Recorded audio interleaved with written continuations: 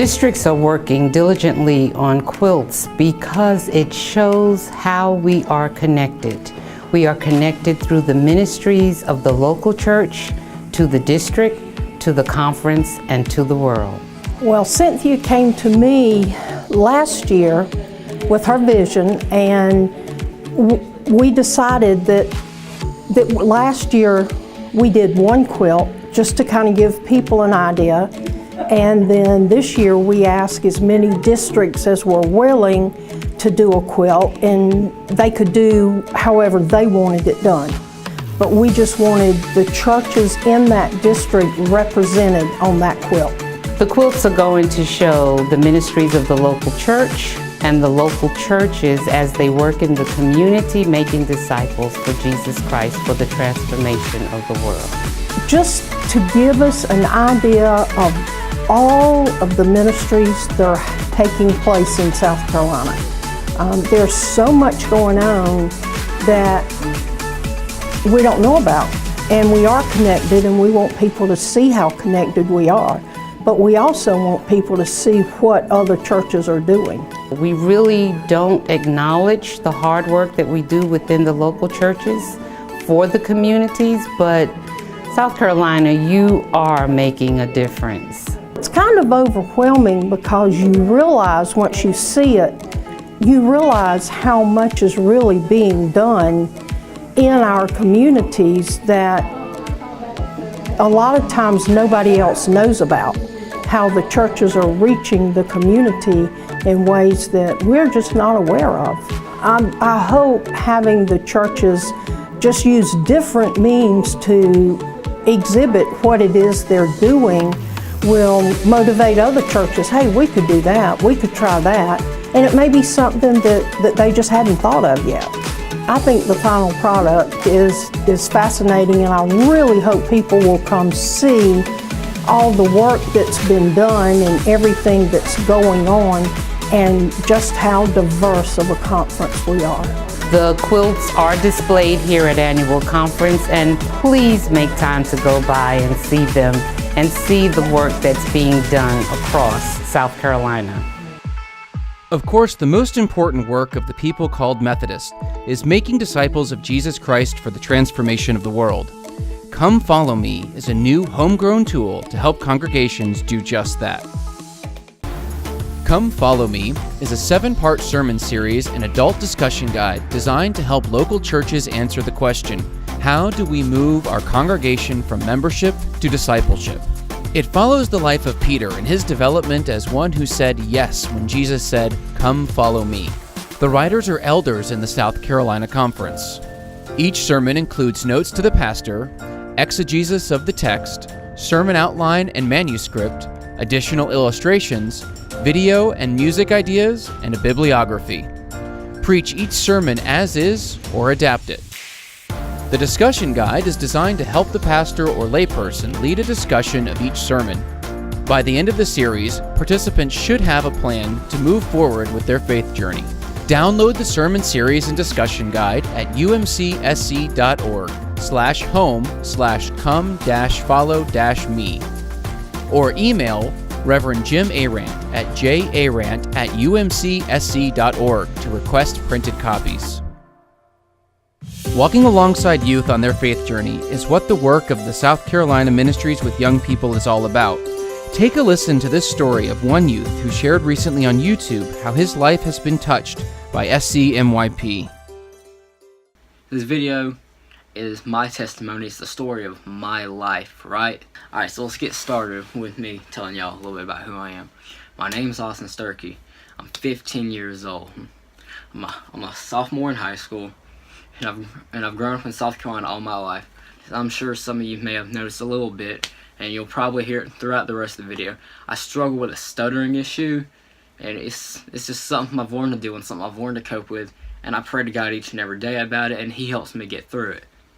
Alright, so now let's jump right into my testimony. My mom had a medical condition that, she wasn't supposed to be able to give birth. It wasn't something intentional she had done. It was just a condition where she couldn't give birth to a child. But you see, somehow I was born, And that's why I've always been told that my birth was a miracle, and that God had something in plan for me. And when I was younger, I just didn't really understand it. I just kind of shrugged it off as just, another thing I was hearing. So fast forward 13 years, and a day came that, changed my life forever. It came in 2016 that it just shook my life. And that day was February 7, 2016. It was on that day that I lost my dad. I held his hand as it all happened, and I just cried so much. And it was a very rough day. It was a very rough day for me. It was a very dark day in my life, and it changed me. It shook me to my core to lose him, because he had raised me all these years. Because my mom and my dad had been separated. There were numerous occasions during that period, from November 2015 to just a few months ago in January, like I spoke about, to when I had a knife to my wrist and was just, and was just ready to end it all. Life had no meaning. I couldn't find anything to live for at that point. But, in those moments when I had a knife to my wrist, something stopped me. I never understood it at the time, but for a brief moment in time, I just didn't feel so alone. And, I credit that as being God. I believe that as being God that stopped me from ending it all and that saved my life. Even when I lost my faith and I didn't believe in Him, even when I lost my faith and I didn't believe in Him, He still loved me. What an all-loving God we truly have. So there's a little event in South Carolina called Revolution. And it's a Christian youth conference for the United Methodist Church in the capital, South Carolina, in Columbia. And I went to a youth group, even though I wasn't a Christian. I went to spend time with friends and just to be there with people, right? And they invited me to go to Revolution, so I said, sure, why not? Why not do it? Sounds like it might be fun, get out of the house a little bit, go to Columbia, do a little bit of sightseeing. Why not do it, right? And so it was on Saturday night when they wanted us to, release our burdens to God. And they wanted us to, symbolize that by throwing rocks into a bowl full of water. And I was very troubled. I was very troubled at the time. I had a heavy heart. In that moment, I couldn't even stand up and go throw a rock into the bowl of water. I began crying as I was thinking about all the burdens and struggles I had. And then it was in the middle of that crying when I felt my burdens lifted. And I can't explain the feeling I felt, but just thinking about it makes me want to smile. But I truly believe I felt God's presence that night, and I can confidently say it. That's the night I came back to God. That Saturday night at Revolution in Columbia, South Carolina, sitting in the Township Auditorium, I came back to God. I was at Revolution for a reason. And I just want you all to know something. God loves us all, and He'll never stop loving us. And since then, I felt like I've been called to spread God's word. God has something in store for everyone. It's just up to us to accept the calling that He has and that He's placed on our lives, right? So God bless each and every one of you. Disaster Recovery Ministries provides volunteers across the South Carolina Conference the chance to do all the good they can by putting their faith into action. Hello, Annual Conference. My name is Ward Smith. I'm the Director of Recovery Ministries here in South Carolina. I was about the same age as Austin when I started going to Salkehatchie Summer Service. It changed my life. I'm here today because of the experience I had at 14 years old and have had since then. I was shocked that families in such tremendous need were so close to home. It never would have occurred to me that people lived in South Carolina, so close to where I lived, that were in such dire straits that they needed volunteers to repair and rebuild their homes. Today, thanks to volunteers like you, Disaster Recovery Ministries has helped restore 225 families to safe, sanitary, and secure living conditions. Many after months of either not being able to stay in their homes or staying in homes in desperate need of repair. Over just this past year, 350 volunteers from across South Carolina and several other states have put in 10,000 hours of work on homes, and we are grateful for their efforts. To borrow from Paul's letter to the Hebrews, we know that God will not forget your work and the love you have shown as you have helped God's people and continue to help them. That said, hundreds of families in 33 of South Carolina's 46 counties are still struggling to recover from damage caused by the floods of October 2015 and Hurricane Matthew in October of 2016, and other natural disasters that have tormented our state.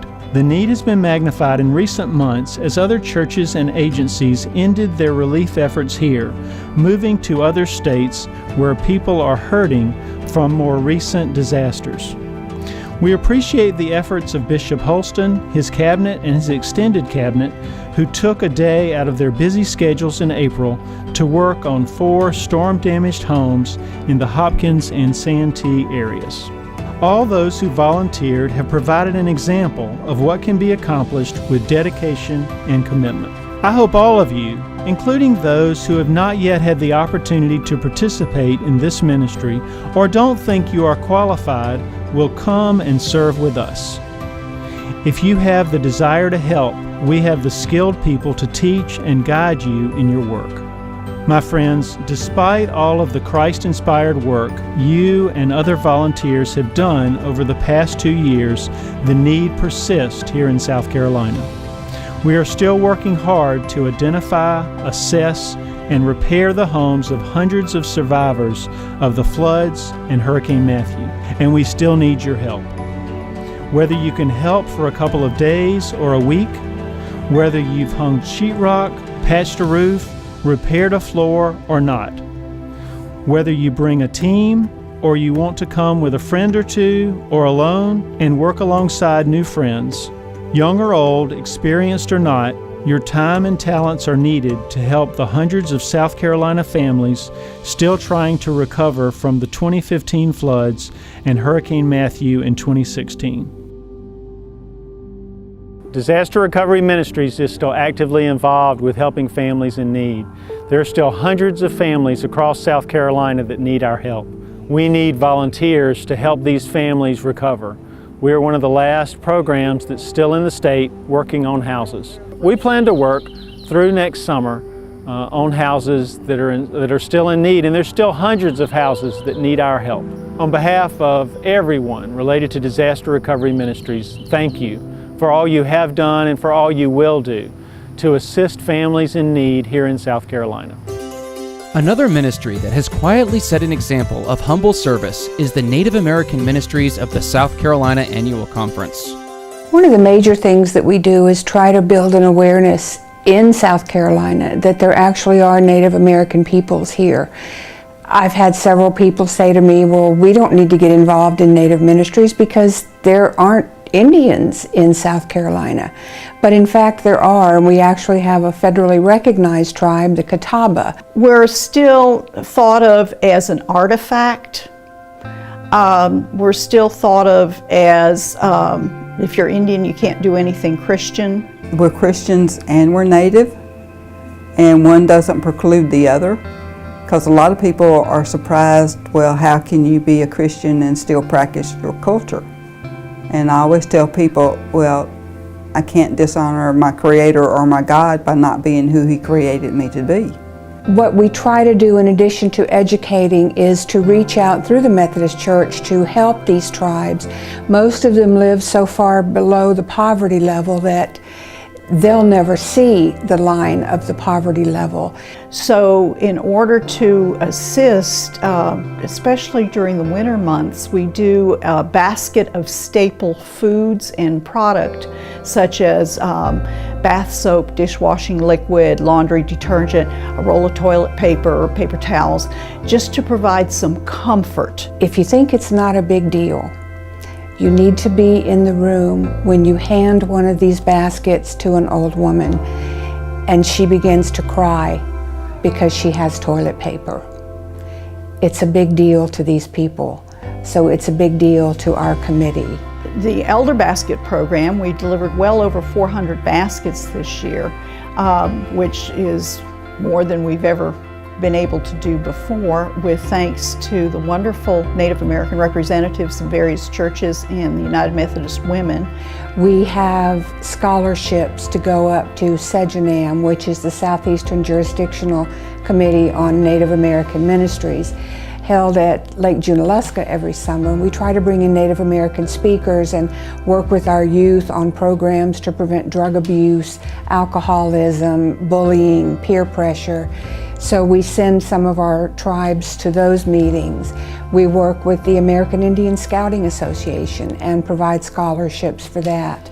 We work with Salkehatchie to have them come into some of our poorer Native communities and help these people repair their homes.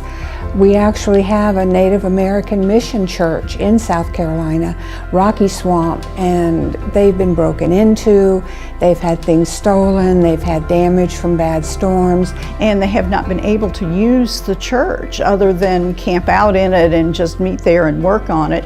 Despite it all, they're still there, they're still worshiping, they're not complaining, they're celebrating, and they're celebrating their love of Jesus Christ. The other thing we work on also is Native American cultural issues, making the invisible visible.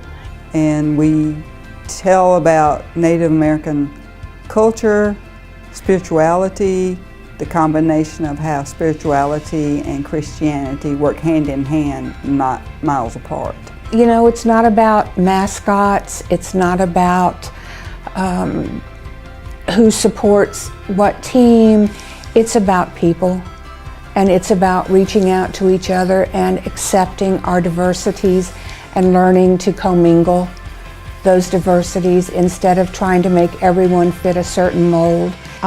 We've also been included in school programs more and more, and those are some of the successes right there. More outreach and educational programs getting involved with the tribal group. We have a mandated day, Sunday, set aside every year for Native American Ministries. We don't have enough presenters to hit every church in South Carolina on that Sunday, but if the pastors will get in touch with someone on our committee, we can come in and speak any time of the year about what's going on, about our programs, about what the people need. The Book of Discipline mandates that every charge shall have a Native American representative. We encourage churches to do that. You don't have to be an Indian.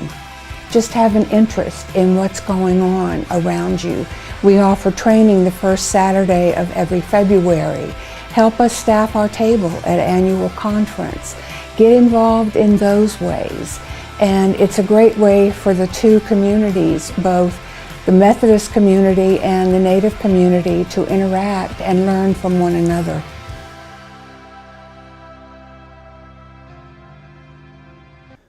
Learning about ourselves is a big part of the goal of a program that already is energizing congregations around the South Carolina Annual Conference. Forward Focus is designed to help churches and charges study their past, present, and future potential for ministry to make disciples of Jesus Christ for the transformation of the world.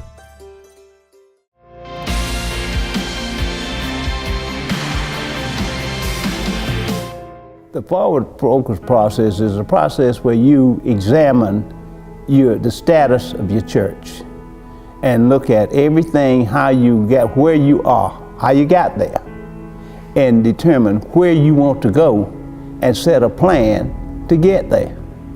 It's like any captain on a ship plots his course before he sets sail. Well, the Forward Focus process is a team of myself and our church members and a forward leader, somebody trained how to lead us through the process of looking into our past, understanding our present, and dreaming God's dream for our future, for the future of Mount Lebanon. It's an opportunity for churches to look forward to where ministry will take the church and where the church will take their endeavors to ministry, with a glint of optimism rather than so much or so many questions, and without the uncertainty of not knowing what the future will bring, it gives us an opportunity to plan intentionally what ministry is going to look like in the future. I think that we learned in examining our past and seeing, that people can get very much settled or in a comfort zone. And just because you have a great, big, white, beautiful church you build it, they won't always come. So often you maybe need to take the church to the community. And I think through a variety of ministries, we've seen how we can do just that, how we can have some relationship within the community, within the neighborhood. We started out thinking about where we were going and about the building. And the forward focus process has allowed us to think more about ministry and not so much about our differences and our opinions, because when we did start out, there was a lot of anxiety associated around the building itself. But I see that we have moved past that through this process. When we first heard about Forward Focus, we said, okay, this is the latest conference thing. It's like Vision 2000. It's like natural church development. We said, okay, we're dutiful, we'll try it. This has been the best one that we've done in over 30 years of ministry. That it engaged the congregation, it was congregation-wide. The three central questions of Forward Focus is, who are we, who are our neighbors, and what are we going to do about it? Or we translate it, what is God calling us to do? But those three questions and the in-depth investigating of the congregation has helped the congregation grab hold of those questions and move forward in a way that we hadn't seen in the previous programs that we've done through the years of ministry. And we're in a community that has a lot of competition with churches. In our community, within a 5-mile area, we have 20 churches. And if we expand that out a little bit, that goes to 40 churches. So there's a lot of competition in this community for faith and a lot of opportunities for people to worship. So we want to be the best draw for Jesus Christ in this community. I think it's moving us to a higher level, making us grow, looking at where we would like to be in the future. One thing that we're looking at is our age groups, 18 to 35. With that particular age group, they are members of the church, but they're not active. So we want to look at how can we adapt our service so that they'll feel welcome to participate in the service. One of the things that I feel like it has done for especially the leadership team is that we're more focused on where we want to be, and we know there are some things we have to do in order to get to where we want to go. We know that we can't do everything as business as usual. When we get through with this process, it will be better, and we just need to work. Instead of just put it on paper or say that we're going to do these things, we need to actually do them. I think me being younger, having gone to college, I kind of dropped off from God, and then through this process it's kind of brought me closer to God, and it shows that I actually have a position in the church and I'm needed, and there's a change that needs to be made, and I need to help make that change and to grow closer to God so that I can show the other members in the church that this is what a true Christian woman is. I think that it's important for churches to go ahead and take a leap of faith and go through the process. It does shed a lot of light into where you are as a congregation, but if you are interested or if you value continuing to grow disciples, then I think it's a worthwhile process. I would encourage every church to look at Forward Focus, take it very seriously, make a commitment to engage in Forward Focus, make it happen, and you'll be surprised at the outcome. Some things that you'll learn about your church you never knew about. Some things that you'll learn about your members you never knew about. But also too, it's an opportunity to provide a service based on your God-given talent to help that church to do all they can do.